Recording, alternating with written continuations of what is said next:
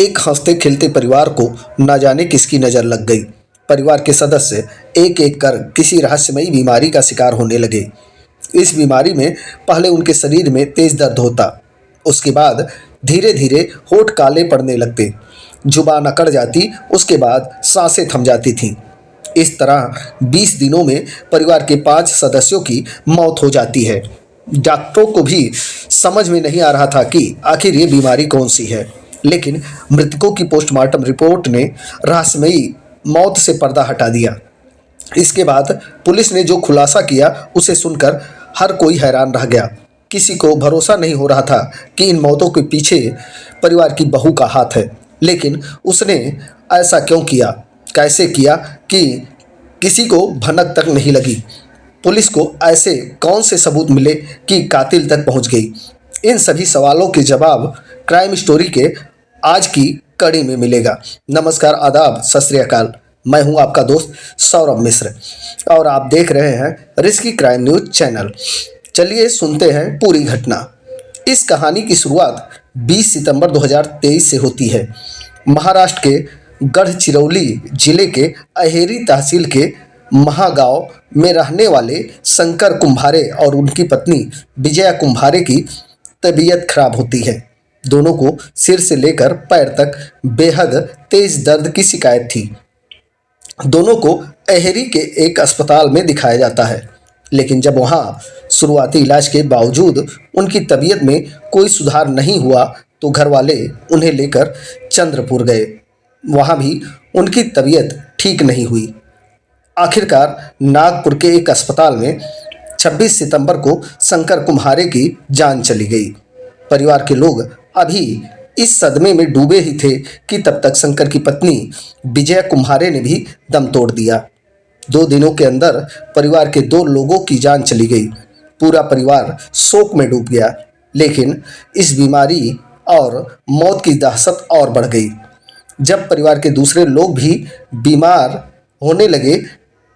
शंकर और विजया की विवाहित बेटी कोमल दहागांवकर और बेटे रोशन कुम्हारे की भी तबीयत खराब हो गई।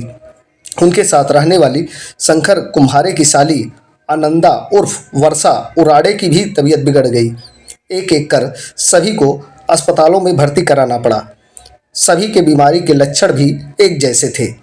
मसलन सभी को पूरे जिस्म में तेज दर्द की शिकायत थी, खासकर कमर के निचले हिस्से में, और सिर में दर्द था। सभी के होंठ काले पड़ने लगते और जुबान भारी होने लगती। हालांकि शुरू में खुद कुम्हारे परिवार के साथ साथ डॉक्टरों को भी ये मामला फूड पॉइजनिंग का लगा, लेकिन धीरे धीरे मामला उलझता चला गया।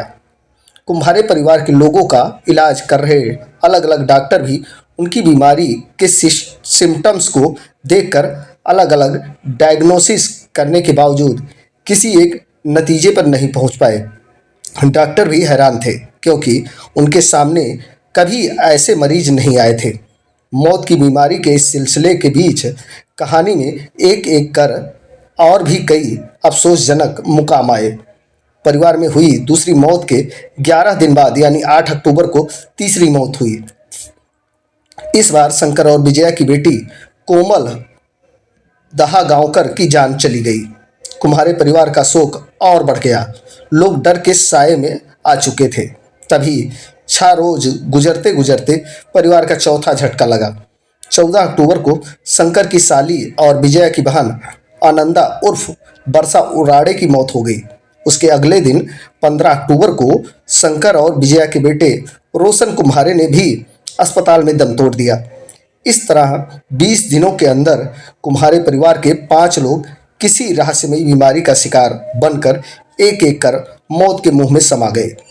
अब ये बात कुम्हारे परिवार और महागांव से बाहर पूरे गढ़चिरौली को डराने लगी। हर तरफ इस रहस्यमयी मौत की चर्चा होने लगी। कुम्हारे परिवार के साथ साथ उन्हें जानने वाले तमाम लोग मौत के अजीबोगरीब सिलसिले से हैरान और परेशान थे कि कुम्हारे परिवार को लेकर और भी चौंकाने वाली जानकारियां सामने आती हैं। पता चलता है कि कुम्हारे परिवार का सबसे बड़ा बेटा सागर कुम्हारे, जो काम के सिलसिले में दिल्ली रहता है, वो भी बीमार है।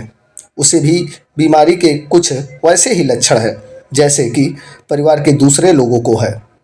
असल में अपने माता पिता की मौत की खबर मिलने पर सागर दिल्ली से चंद्रपुर पहुंचा था।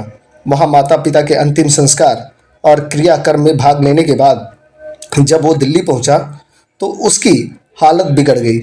इतनी बिगड़ गई कि उसे दिल्ली के ही एक अस्पताल में भर्ती होना पड़ा। इधर शंकर और विजया की तबीयत बिगड़ने के बाद जो ड्राइवर अपनी कार में दोनों को अहेरी के अस्पताल लेकर गया था, उस ड्राइवर राकेश मडावी की हालत भी काफ़ी खराब हो गई। डॉक्टर राकेश मडावी ड्राइवर राकेश मडावी को भी अपने इलाज के लिए चंद्रपुर के एक प्राइवेट अस्पताल में भर्ती होना पड़ा है। ठीक इसी तरह अपने बीमारी रिश्तेदारों की मदद के लिए किसी दूसरी जगह से चंद्रपुर पहुंचने वाले शंकर कुम्हारे की साली का एक लड़का भी रहस्यमय तरीके से बीमार हो जाता है। उसे भी अस्पताल में भर्ती होना पड़ता है। इस पूरे एपिसोड में एक गौर करने वाली बात यह थी कि कुम्हारे परिवार के वही लोग बीमार पड़ रहे थे या मारे जा रहे थे जो गढ़ चिरौली में रहते थे या वहां गए थे। परिवार के ऐसे सदस्य जो गढ़ चिरौली से दूर थे ने ना तो किसी बीमारी का असर हुआ था और ना ही किसी की जान गई। यानी गढ़ चिरौली के उस मकान या कुम्हारे परिवार में कुछ तो ऐसा जरूर था जो लोगों को बीमार कर रहा था। एक साथ एक ही परिवार के 5 लोगों की मौत कोई मामूली बात नहीं होती, वो भी तब जब परिवार में किसी को भी कोई पुरानी बीमारी ना हो। इन 5 मौतों ने न सिर्फ महागांव में बल्कि आसपास के पूरे इलाके में सनसनी फैला दी थी। इन मौतों को लेकर चर्चाओं का बाजार गर्म हो चुका था। संघमित्रा और रोजा को हिरासत में ले लिया। संघमित्रा से पूछताछ करने पर पता चला कि उसने कुम्हारे परिवार के बेटे रोशन से अपने घर वालों की मर्जी के खिलाफ जाकर लव मैरिज की थी। संघमित्रा की शादी से उसके माता पिता इतने दुखी हुए कि उन्होंने खुदकुशी कर ली। लेकिन इधर शादी के बाद संघमित्रा को ससुराल में रोशन और उसके घर वाले परेशान करने लगे, उसे ताने देने लगे थे, जिससे वो सभी से खार खाए बैठी थी, उनसे बदला लेना चाहती थी।